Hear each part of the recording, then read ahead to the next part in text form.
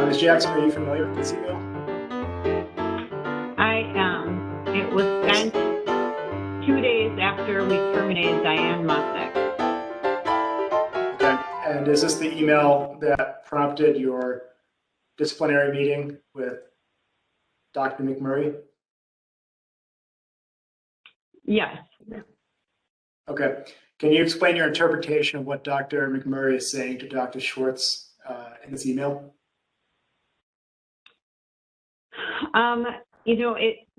To me, it was all things that she knew about what was going on in the department, her perceptions, things like that. But then she was also making comments on perceptions that she knew as a clinical director and as an employee. And to me and to others, it came across as condescending and confrontational. And, she knew the responsibilities and scope of duties of the clinical director. It was exactly the same contract she had. It hadn't changed. And so for her to challenge and make statements about, not being informed and things like that, and scope of duty and all of that, that she had that same role. And then, she's pointing out that she's a much senior practitioner, things like that. And then she brings up his board certification, of which she's no longer the leader of that department, and that's her colleague she's talking to, and actually now her clinical leader that she's talking to in that manner, of which is not appropriate. If the rest of the organization doesn't have a concern about board certification, that it's a requirement, then why is she bringing this up and addressing this with her clinical leader, except for to put him down? In paragraph 4, Dr. McMurray raises the topic of Dr. Schwartz practicing in the field of neuro-oncology. Do you see where she's writing on that? Okay. She also referenced him covering this neuro-oncology clinic on his own. Do you know the context of these comments? So that is not true. Eben didn't start this, the neuro-oncology work on an island. He collaborated with the department. The department knew that this was happening. He spoke to Dr. Crower, who was really excited about this, and actually the two of them had talked about it, and that's how it came about. Is that Dr. Hendrikus Crower or Hendrikus Crower? Yes. You might have to pronounce the first name for me. Hendrikus. Krower, maybe. Crower. I believe. Dr. Crower, then. Sorry to interrupt. Yes, he's a medical doctor, medical oncology with a neuro specialty. And so he felt, Eben stepped forward that it's something that he had a very strong interest in, and nobody else made that, said that they wanted to do it. And Dr. Crower was really excited about it, wanted Eben, especially Eben felt like he was bright, had a lot of great ideas. I was on the phone calls with them to discuss and what it would look like, and they would see patients together. Eben would provide that neuropsychology piece as an adjunct to the neuro-oncology work that Dr. Crower was doing with these patients. Okay, so in the context of what Dr. McMurray is expressing here in this paragraph 4 about Dr. Schwartz practicing in the field of neuro-oncology, did you or anybody that you spoke with concerning this clinic, this neuro-oncology clinic, have any concerns about Dr. Schwartz working with Dr. Crower in this capacity? Not at all. They were working side by side. There would be no reason. there isn't anything that Evan could have done to cause any patient harm. Is it fair to say that Dr. Crower served as something of a lead or supervisor for Dr. Schwartz in this clinic? Absolutely. Did Dr. Crower ever express any concerns to you about Dr. Schwartz's clinical competency with respect to his work in this neuro-oncology clinic? Not at all. He was very supportive and very excited. And after it's been underway, made positive comments.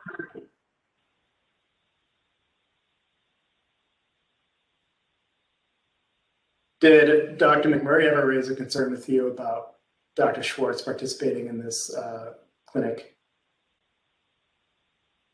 In this email. Yes. Okay. And that's where it started. Did Dr. McMurray at any time raise any concern about Dr. Schwartz delivering substandard care or being at risk of delivering substandard care in this neuro-oncology clinic? In this email, I think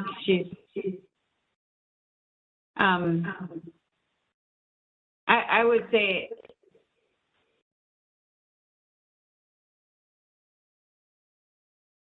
Do you want me to start at the beginning and review it? no, if you don't mind scrolling down just a couple of paragraphs more. Thank you so much. You know, it was more about, it looked like the schedule was part of it. I mean, I think she had issues, from what I remember, there was some conversations after this of, you know, he doesn't have specialty in neuro-oncology. And making assumptions or statements, I should say, about him needing further training in this area if he was to do this, which there was no other concerns by anybody else or the oncology service line that we were starting this and that Evan wasn't qualified to do this. How would you, in your own interpretation, how would you characterize the overall tone of Dr. McMurray's email to Dr. Schwartz? Negative, condescending.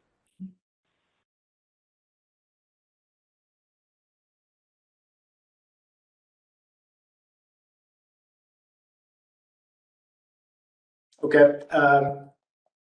If I may, Judge, present the witness with respondent exhibit number 4.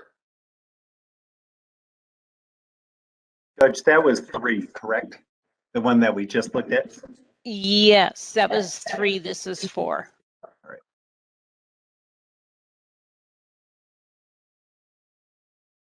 Are you familiar with this email chain, Ms. Jackson?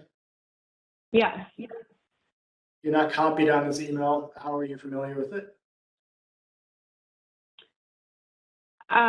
It was submitted during the review of the deposition.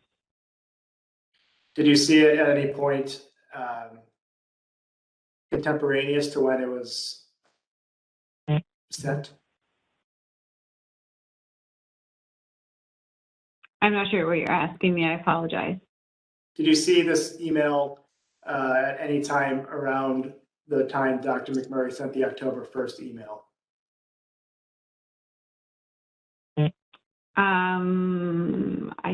It doesn't look like I'm on these emails. Okay.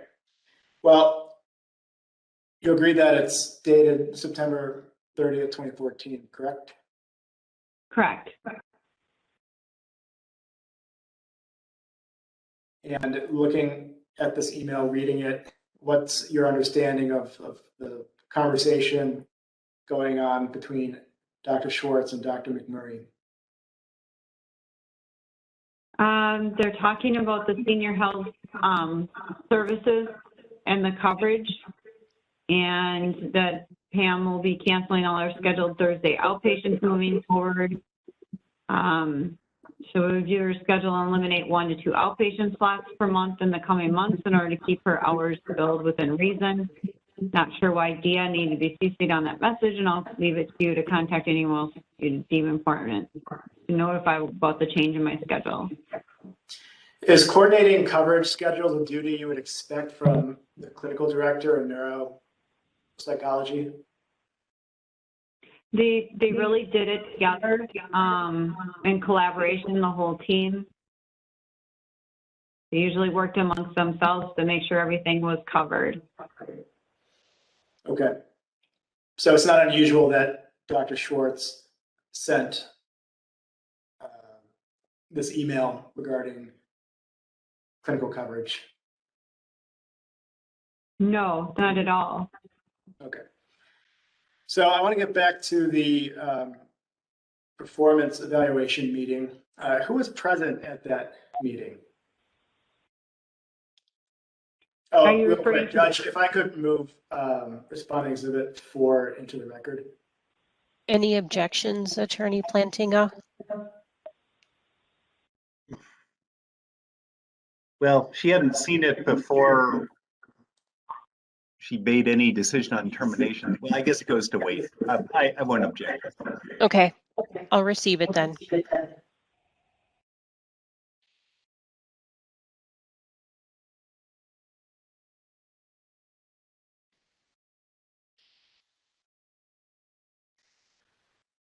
Okay, Ms. Jackson, who was present at the disciplinary meeting following that October 1st email from Dr. McMurray?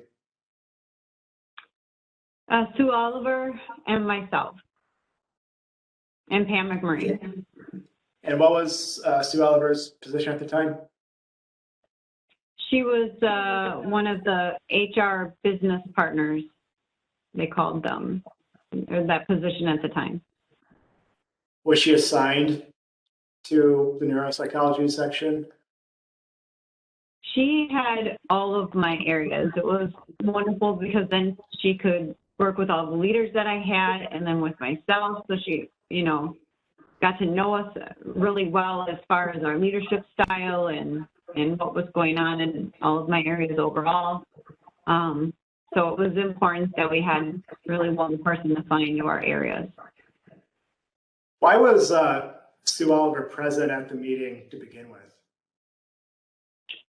Because I had been feeling like interactions with Pam, I felt like either her perception or interpretation of what was said or not said would be different than what I felt happened, and I wanted to make sure that I had a witness so that I wasn't accused of something being said or not said that really she didn't feel happened or happened. And I wanted Pam to feel like there's also a neutral party with the with the meeting as well. Okay. Looking at Respondent Exhibit 6, which is the performance evaluation document.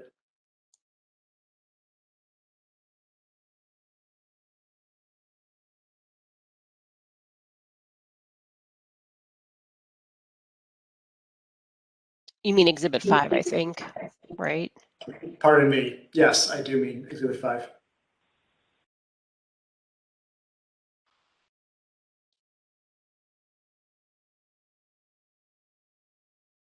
Can you, Julie, describe the substance of this document and the reason why ProHealth Care provided this document to Dr. McMurray? It was the theme of feeling like Pam was bullying Evan.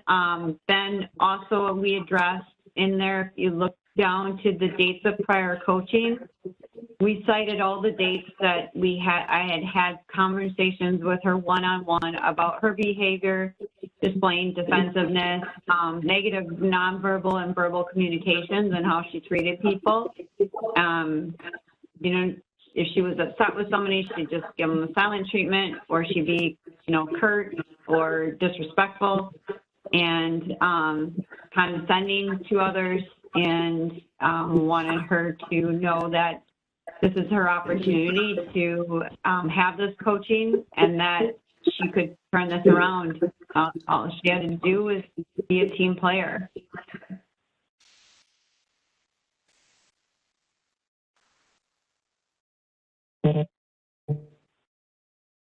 So if I understand, the October 1st email that Dr. McMurray sent to Dr. Schwartz was not the first example of behavior that you felt warranted coaching. Is that correct?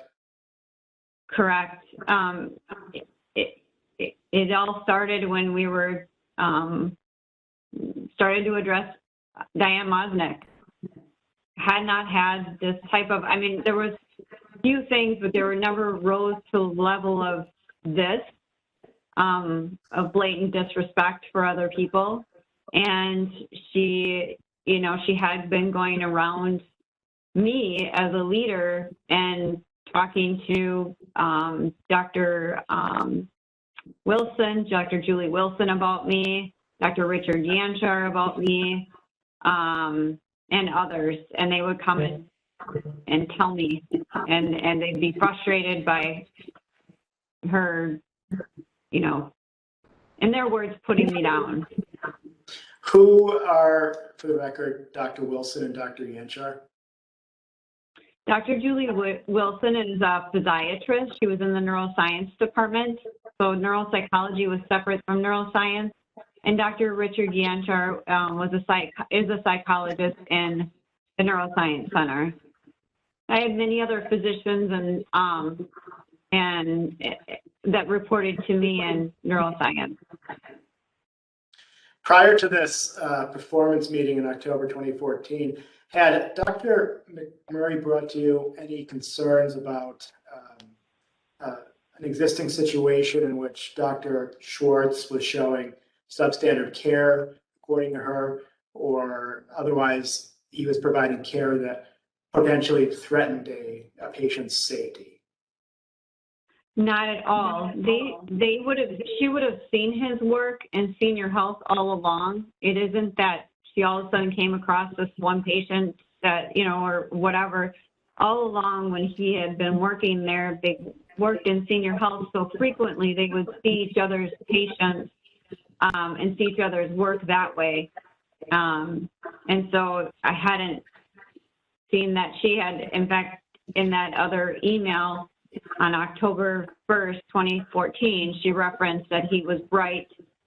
And so that to me would not have me feel like there was any clinical concerns at all. In your view, how did this meeting go, this performance meeting?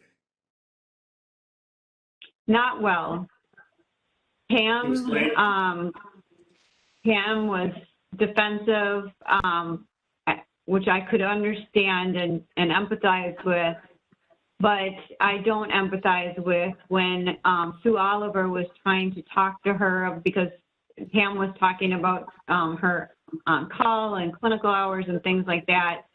And Sue Oliver was making reference to, I can understand where you're coming from. She was saying about herself, Sue Oliver, that she had to often be on call and that it you know, can be tiring, and she was empathizing with her, and Pam looked at her and pointed her finger at her and said, "You are nothing like me. I am a provider, and you are in HR," or however she said that, something to that effect. That was very derogatory and putting Sue Oliver down for being in HR. That is exactly, and hindsight's 2020.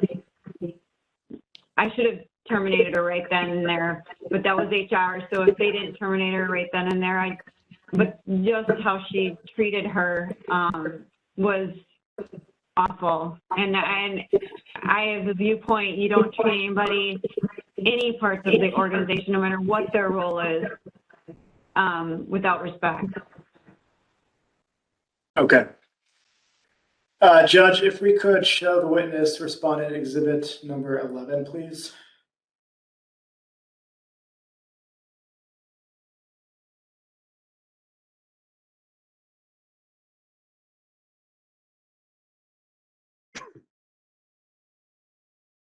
And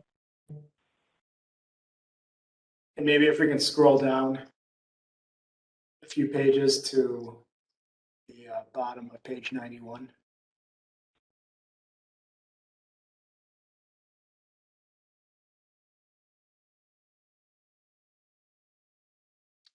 Perhaps a little further.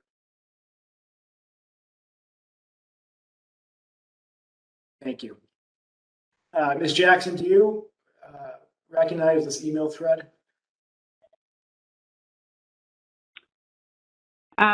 Yes. Okay.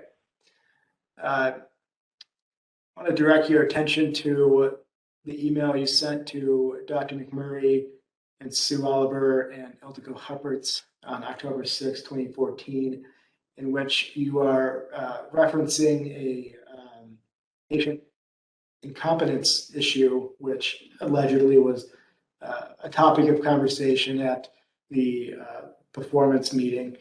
Can you just explain what is the background or context to this particular guardianship issue, patient incompetence issue, and what's going on in this email thread? Correct. Han made an accusation towards Evan, stating he deemed patient incompetent without doing an assessment. And I was stating the facts that the patient refused, so that's why Evan couldn't complete the paperwork, except for to document the patient refused. I was concerned about her making strong accusations towards a colleague that appeared unsubstantiated. Did you ultimately seek out or investigate the guardianship paperwork issue with anybody else? Yes, I asked Gina Renkemper her opinion.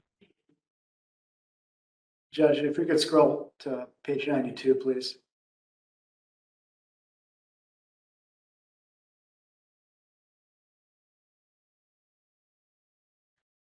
A little further down, yes. Thank you so much.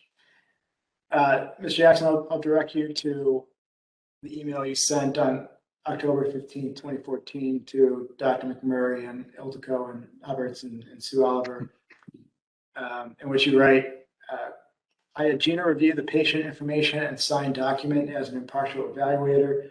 Gina stated, quote, was signing the paperwork ideal? No, but reasonable, yes, end quote. Gina stated there was a risk either way, but more importantly, there was more risk if he did not sign the paperwork due to this patient's condition. Thank you, Julie.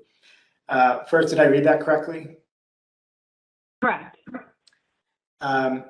Is what you wrote in this October 15th email consistent with your recollection of contacting Dr. Renkemper to look at the note? Yes. And what did Dr. Renkemper say about the note? If anything, She felt that she did not have any patient safety concerns, that she felt that Evan did the right thing given the circumstances. The patient situation was a difficult one, but she felt given the facts and understanding of what occurred that she felt that what he did was, there would be more risk if he wouldn't have signed the paperwork. Okay, and then it looks like Dr. McMurray responded to you the same day, about an hour later. And it looks like Dr. McMurray is saying that she wanted to bring the issue sort of in-house internally to her colleagues to discuss how to approach the issue. Is that your understanding of her response to you? Yes. Yeah. Do you interpret anywhere in Dr. McMurray's response to you as her communicating to you that by signing the note, Dr. Schwartz was somehow putting a patient's safety at risk?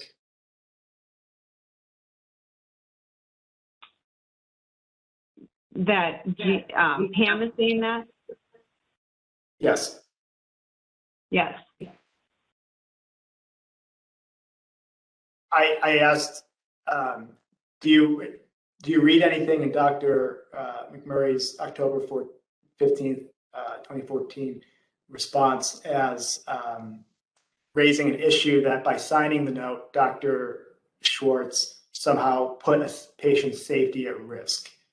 Objection asked and answered. She did answer it. I didn't hear it though. I'm sorry. Maybe She it was- said yes. And where do you see Dr. McMurray raising a concern that by signing the paperwork, Dr. Schwartz was putting a patient safety at risk? She is saying that I guess I'm confused as to what risk there is to the patient in signing versus not signing, which is contradictory to what the concern was that she was raising. You know, Gina's perspective is that Evan did the right thing. I know that I also verbally had this discussion with Gina. She did review it in detail, and she felt that Pam was raising a concern that she did not deem was an issue, and that she felt that Pam was being overly critical of Evan. And did you concur with Dr. Rickemper? I left that, you know, I felt like she was a neutral party, third party, and if I was going, and she's always been very trustworthy and honest, and so I was going by what Gina said, and, you know, Evan's explanation, what Gina said, you know, neutral third party.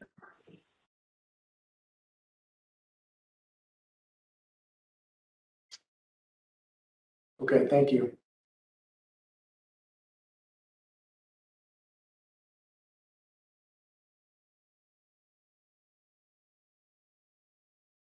Judge, if you could scroll up to the last full paragraph in Dr. McMurray's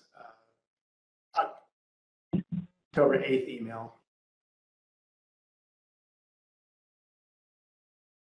Yeah, that one right there.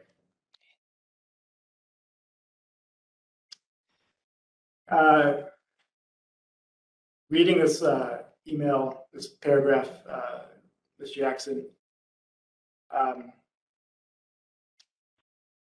did Dr. McMurray raise any patient complaints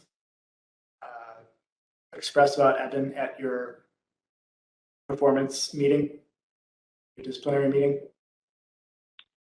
No, so we're saying that there were complaints, and she's saying that she had discussed that, you know, she said them retrospectively and then said that she discussed them with him directly.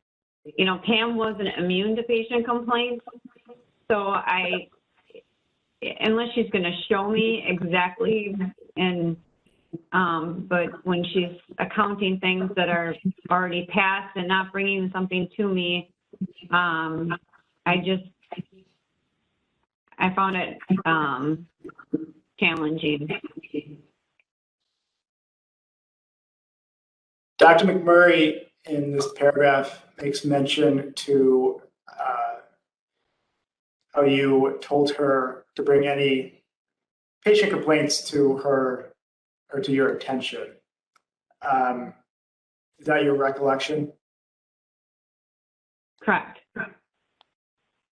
And are you sensitive to patient complaints generally in handling them?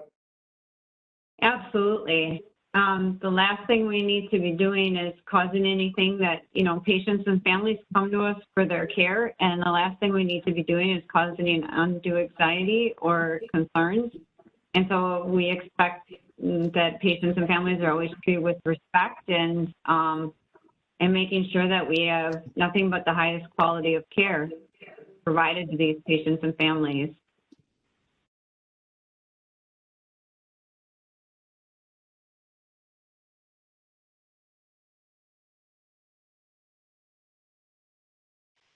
That last sentence in the bottom paragraph says, but I will say that my reluctance to do so was my suspicion that it would be viewed as biased against him and such be dismissed or discounted and may lead to retaliation.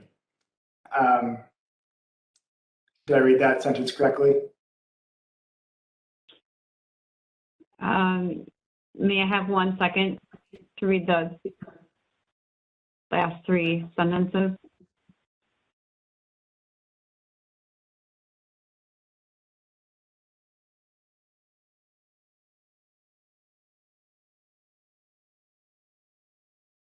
Okay. Did you think that this concern Dr. McMurray is expressing about retaliation, potential retaliation, is founded or unfounded? Unfounded. Why? We have other areas where there may be some patients' concerns in the neuroscience center about one of the clinical psychologists or about one of the physiatrists or a neurologist or even one of the neurosurgeons. And we always investigate, we take a look at things objectively, we try to see both sides of things and figure out if there's a process-related issue, because many times that's part of it is our organization may need to make a change that helps with processes and support the clinicians more so that these things don't occur. And once in a while, it is down to that person or that clinician may have done something that the patient and family perceived as negative or what have you, but we always take a look at it at every which way we can and do our due diligence of looking into them, because it's extremely important to us on our professional level, as well as making sure that patients and families feel supported in their care. Okay. Judge, if we could show the witness respondent exhibit number 8, please.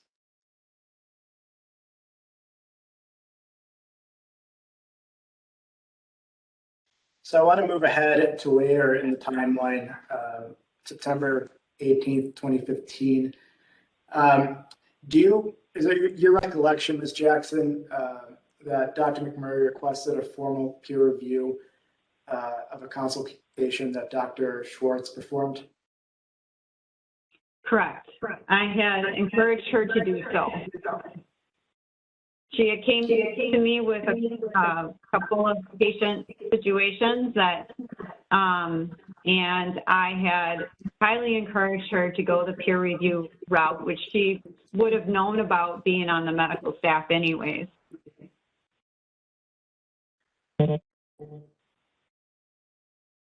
Okay. So you encouraged her to seek a peer review? Correct. Okay. Did Dr. McMurray ever send a copy of this letter to you, if you recall? She, I believe, gave me a paper copy. I believe I recall. Okay. Was it as director of the neuropsychology section, among others, was it your job responsibility to become involved in clinical matters referred to the medical staff office? No. So peer review is a very protected process. When she came to me with complaints about Evan, I don't care who it is. We have to investigate. It doesn't matter. I mean, it had to be involved in some highly sensitive situations with other clinicians and leaders and who have a clinical background as well and still see patients and take it very, very seriously. And my answer is always the same. We have to look into it. We need to send it to the medical staff office and send it through the peer review process. And so is it your understanding that, or what is your understanding rather of the process when the medical staff office receives a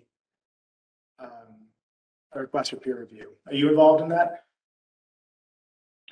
No, the only thing that they do is acknowledge that, yes, they've received it, and then they can tell us if it's not substantiated.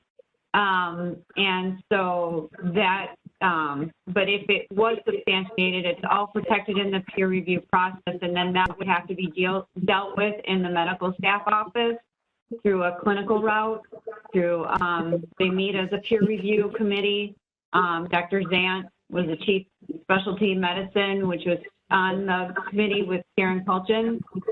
Dr. Culchin and him collaborate, and then they bring it to peer review, and the group takes a look at it, all the facts, and determines if they feel it's warranted to look into further, or if they feel like it's unsubstantiated. And so that was the process. Did you ever receive a conclusion from the medical staff office about whether or not the office found Dr. McMurray's request substantiated or unsubstantiated? Yes. Karen Culchin reached out to me directly and informed me that she felt it was unsubstantiated. In fact, she stated she had further concerns, that she felt that Pam was rising to the level of, misconduct towards Evan, because of how she felt that these peer reviews were not substantiated, and she felt that, and I understand that she interviewed Dr. Smith, who no longer wanted Pam to see her patients anymore, and also then interviewed Evan, and after she had made all of her conclusions, and also stated that she felt that this rose to the level more of a misconduct type of a situation. Not this in particular, but just how she was treating Evan in general. Okay, thank you. Moving forward a couple of years, ProHealth Care terminated Dr. McMurray on November 2nd, 2017, correct? Correct. At any point in 2017, did Dr. McMurray ever raise any concern with you about Dr. Schwartz's provision of substandard clinical care, or any threat of potential safety issues to patients because of his care? No. To your knowledge, did Dr. McMurray ever raise any such complaints to anybody in a supervisory role over Dr. Schwartz in 2017? Not that I'm aware of.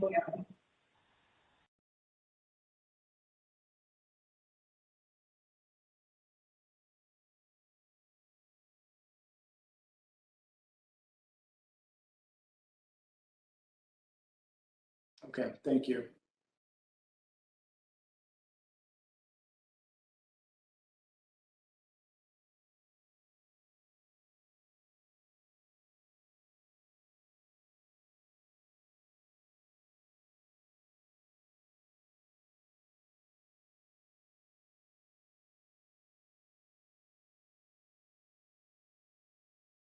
So you testified that Dr. McMurray started exhibiting bullying and retaliatory behavior at or around the time that ProHealth Care terminated her friend Diane Mosnick, correct?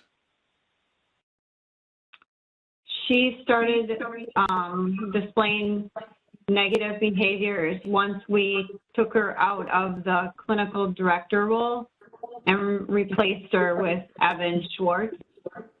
And that was the start of it.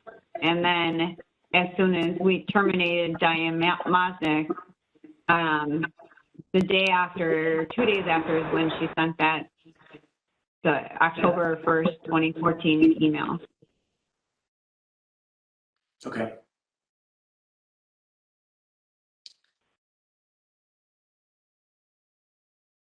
And the purpose of the performance evaluation meeting on October 4th, 2015. It was your testimony that you and HR wanted to convey coaching to Dr. McMurray regarding what you consider to be bullying and disrespectful behavior to Dr. Schwartz, correct? Yes, correct. Not only Dr. Schwartz, but other instances. There was 4 other occasions that, and there was more, but those 4 other occasions were documented that she had received other coaching, verbal coaching about her behavior. Okay. So you had a job change in 2017, right? Correct. And you became vice president of operations. Is that correct? Correct. Was that a promotion? It was. Can you describe the difference between your vice president role and your directorship role? I became, I ended up overseeing a significant additional departments, and I ended up ended up joining quite a few boards at another hospital and at a surgery center and a couple other areas as well. And the expansion of the role was extremely rewarding and ended up being introduced to additional leaders and that have gone on to do really great things. Did ProHealth hire or promote any person to fill your director role in 2017? We did. We had to hire, and I had already, I'm sorry, strike that. I hired Jessica Zurcher to replace myself in my role. So she assumed your responsibilities as director of the neuropsychology section, among other sections and divisions. Correct. And did Jessica Zurcher, as director, report to you? Yes.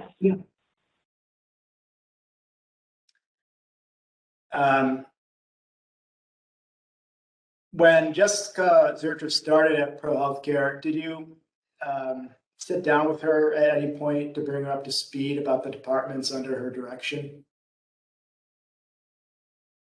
I did. Gave her, basic overview orientation, brought her around and had her meet the departments and do meet and greets and things like that. During those meetings, did you to discuss any individual doctors in the departments under her direction? No, and not unless there was issues right there and then that were going on. She had a significant role. We were entering a partnership for neurosurgery, so we were extremely busy with that work going on and with a neurosurgery co-management agreement. And so she had a significant role in working on creating a neuroscience service line, among other things.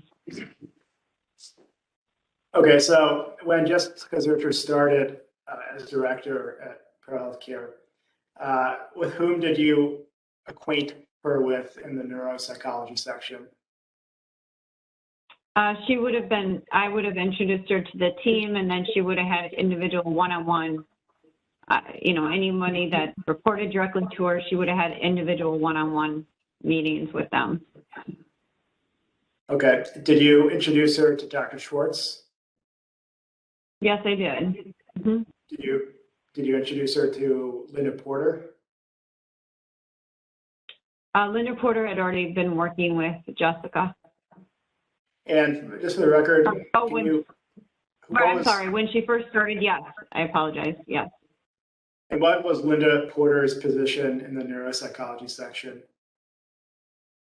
Linda was a coordinator of the neuroscience area and neuropsychology area. Did you, during your early meetings with Jessica Zurcher, discuss Dr. McMurray at all?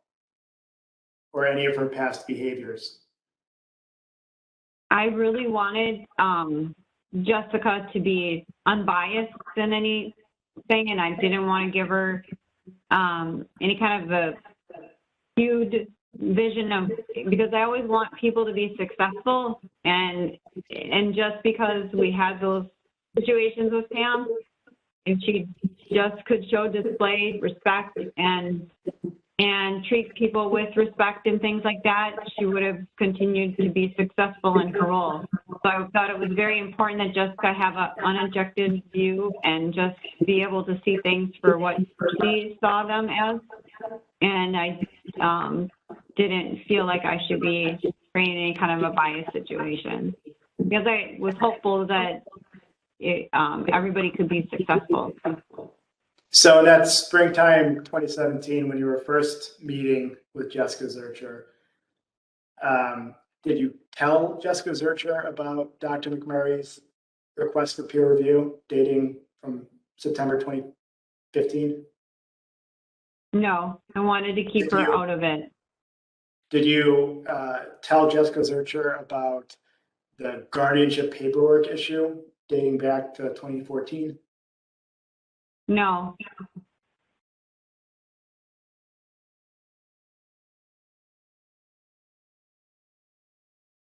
Is there, you may have touched on this, but is there a specific reason why you would not have told Jessica Zurcher about those events when she first started?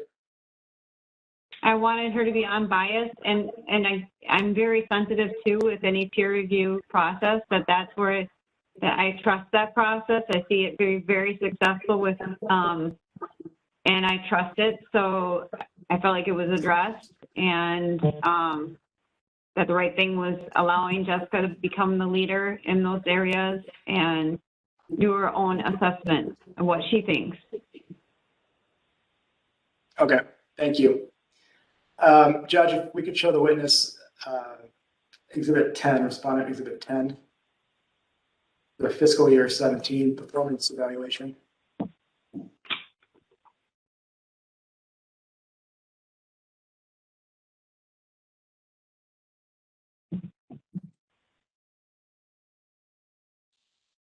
Do you recognize this performance evaluation?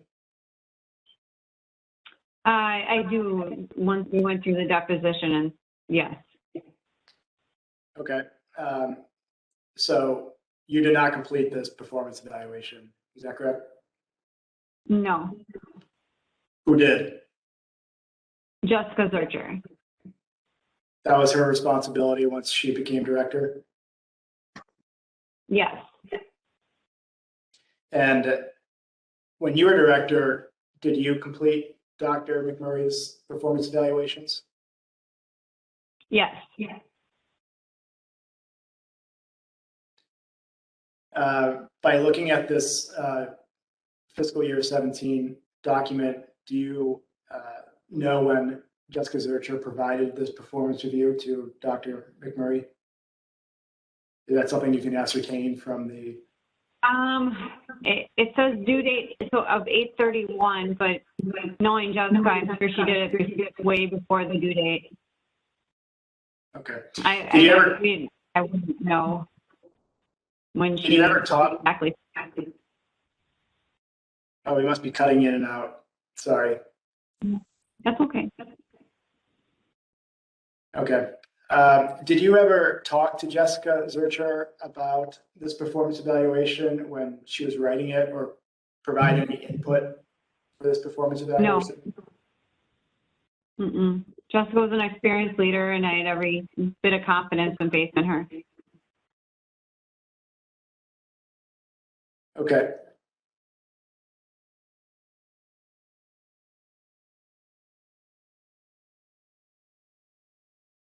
Did Jessica bring any concerns to you based on her observations about any behavioral issues she witnessed involving Dr. McMurray? She did. She, in particular, brought the occupational therapist and therapy team, reported up through me. I ended up having inpatient therapy and outpatient therapy report directly to me to help offset the significant amount of work that was ahead for Jessica. So I had those teams report to me directly. The managers report to me as the vice president, and so that helped with her workload. But so I facilitated having the occupational therapist go to the neuropsychology department to do a presentation on what their value is and doing some cognitive assessments. As old basic as they may be, it still is their membership. They're a member of the interdisciplinary team that takes care of our inpatients, and many times their assessments can help lead to additional concerns that the patient may be having, and we need to pull in additional expertise. So they were presenting to the neuropsychology department, and in Jessica's perception, she felt that Pam was inappropriate, rolling her eyes, making facial expressions, saying comments like, you guys just do this, or, you know, just talking down to the presenters, and Jessica was appalled at the behavior and brought it to me as a concern, of which I asked her to document. Okay. Judge, if we could introduce Respondent Exhibit 16, please.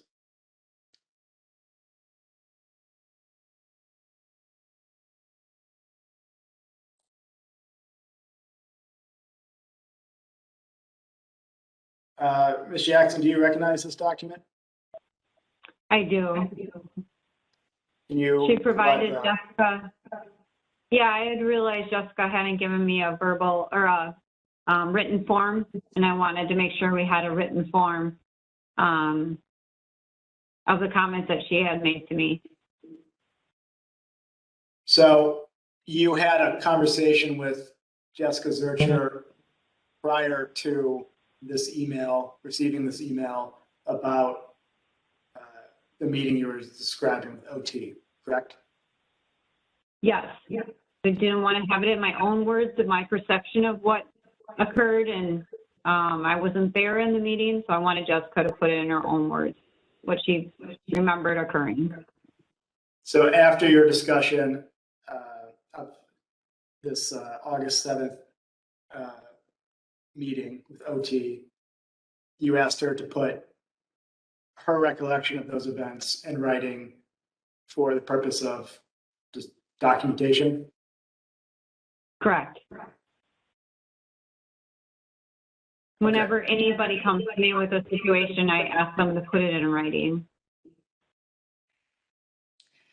And is the content of this email that Jessica sent you consistent with what she told you about the August 7th OT presentation and her observations of Dr. McMurray's behavior at that meeting? Yes. Okay, Judge, I'd like to move to enter this Responding Exhibit 16 into the record. Any objections, Attorney Plantinga? No. All right, so Exhibit R16 is received. Thank you. So the Responding Exhibit 16 is dated October 27, 2017. Had any other ProHealth Care employee come to you with concerns, or had you discussed concerns with any other ProHealth Care employee about Dr. McMurray's behaviors earlier in the timeline, earlier in fall 2017? Yes. Linda Porter and Jessica brought concerns to me about how Pam had treated Neva Schwartz in a meeting about coding. They were concerned, and they said that Neva had shared with them her concerns as well. And so I had reached out to Neva because I wanted to hear it firsthand and not thirdhand what occurred. And then I asked Neva to put it in writing to me so that I could see everything and take a look at everything and look at it with HR. Okay. If we could introduce Respondent Exhibit 45, Judge, to the witness.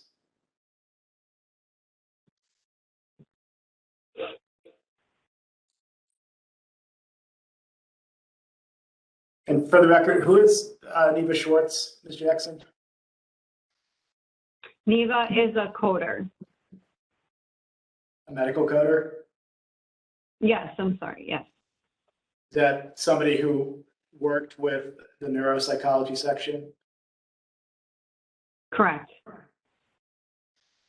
Okay. Prior to 2017, when you were director still of the neuropsychology section, had Neva ever come to you with concerns about Dr. McMurray and her interactions with Dr. McMurray? Yes, a couple years before that. And then a couple different coders were in between there from what I understand.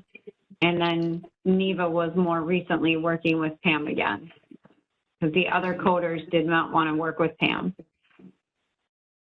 So when concerns were brought to you in October 2017 about interactions between Dr. McMurray and Neva Schwartz, that wasn't the first time that you had heard about concerns of that nature, correct? Involving Neva Schwartz. Correct. Because you had personally had discussions with Neva Schwartz about such complaints in the past. Correct. Okay. Ms. Jackson, I'll ask you to review Respondent Exhibit 45. Do you recognize this email and the attachments?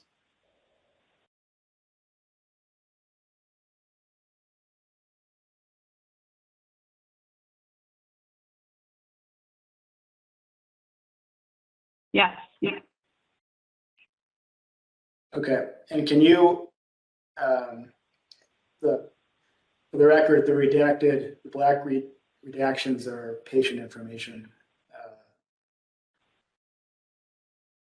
Can you explain generally, Ms. Jackson, what this email is to Ildiko Hubbard and Sue Oliver, dated October 19th, and what are these attachments to your email?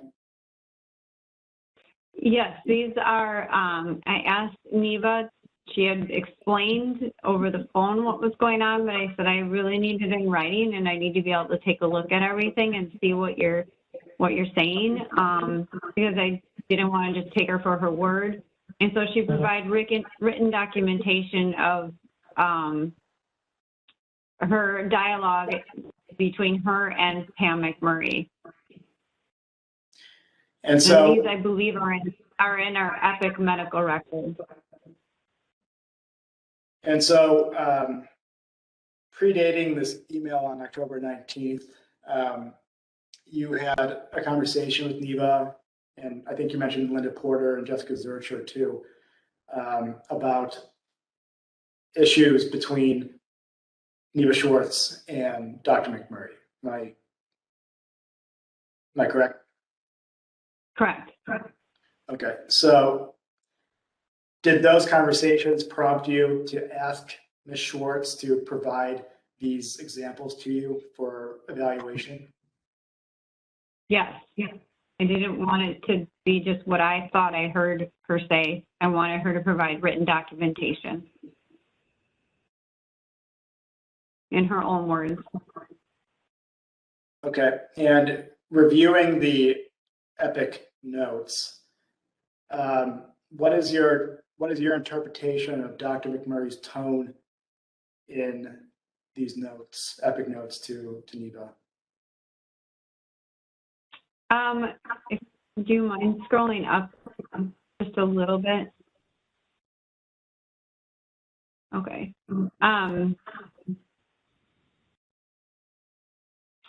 It's statements like this that Neva was talking about on the phone, by saying, in fact, I seem to recall I did, or I believe my note makes it clear that I do not think the primary cause was, in this situation, AD. It's also the way, it isn't just the messages, it's the way that Pam would talk to Neva and Neva's perception and the other coders' perceptions as well of Pam being, in their opinion, difficult to work with, bullying them, talking down to them, those types of feelings. Okay. And you forwarded these epic notes from Neva to Iltigo Huppertz and Sue Oliver, both of whom are in ProHealth's Human Resources Department. Why did you send them these messages, the feedback to Iltigo and Sue? Because I wanted them to be, have an objective view of, I always check myself to make sure that I am, doing everything possible to look into a situation, that I always appreciate feedback and understanding. Do you think that what you're seeing is what I'm seeing or not? Is there a different way to look at this, or what is your perception? And I find that working with HR is extremely valuable in that aspect, to always review myself as a leader as well. Make sure I'm doing the right thing and making the right decisions. By this point, October 19th, 2017, was HR already involved in investigating reports about Dr. McMurray and her behaviors? Yes. Okay. Judge, I'd like to please move Respondent Exhibit 45 and the attachments into the record, please. Any objections, Attorney Plantinga? No objection. All right, so R45 is received. And I'd like to present the witness with Respondent Exhibit 15, please.